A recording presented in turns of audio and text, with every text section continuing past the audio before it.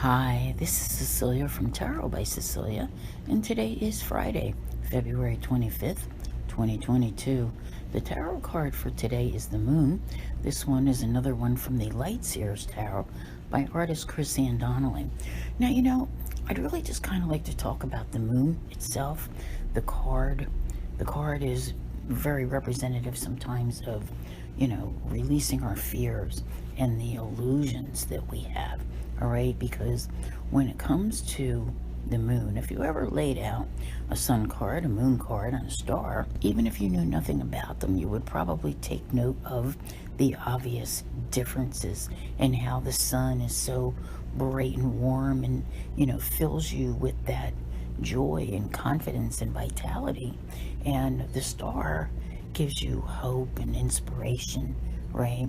And that renewal of hope that's somewhere out there, what you want may be on its way to you. But the moon card, things are dimly lit, they're obscure.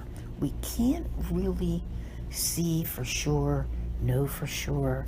We wish we knew what was going on, but not everything is clear. Yeah, that happens, right? Especially when we had things like yesterday. I think we had something with Neptune going on. And Neptune is definitely great when it comes to the illusion department. Now let's talk about the energy itself. The moon itself is about emotions, moodiness even, right? The different moods that you can have in the way that you feel and react to things. I've been talking about this for years, but I'm going to bring it up here. I don't think I've mentioned it really in a while. I've hinted at it the last few days about, people keeping track of where the moon is at. Now, late morning, it's going to move into Capricorn. So it's going from this scattered, all over the place energy that can be extremely frustrating, to organized people. And then it moves into Capricorn, which is very serious and earthy and grounded and determined to get the job done. Okay, so if you feel that kind of focus shift in there, take note of it. And we all are affected by these things to some extent. There's little key words that maybe you can remember about, the different signs that will help you to understand, like when it might be a good time for decision making and when it might not, or even so far as going to buy the groceries. I always tell people, if the moon is in Taurus, make sure that at least you have eaten and you go with a list, so you don't come home with a cart full of junk food. All right, it's very interesting how it all works.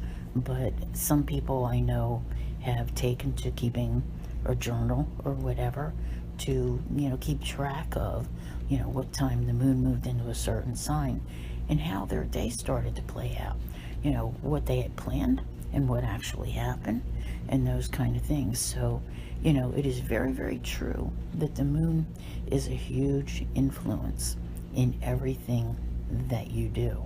And I think that's one of the reasons that I like to bring up every day what is going on. The moon's not actually making any aspects today. So you just have all of this great Capricorn earthiness telling you to, focus on job, career, things that you need to be getting done, that type of thing. So it's not a bad thing, all right? It's actually very helpful. And I think sometimes, I think one of the best ways to describe it is timely, all right? Because as each of these different moons come up and you react differently to them, it helps, keep life from being always the same, right? It may seem like it is, but when you really look at it more closely, you'll realize that it is not. So confront those fears today. Confront those illusions. I want to thank you all very much for being here. I'll see you here again tomorrow. And as always, have a great day.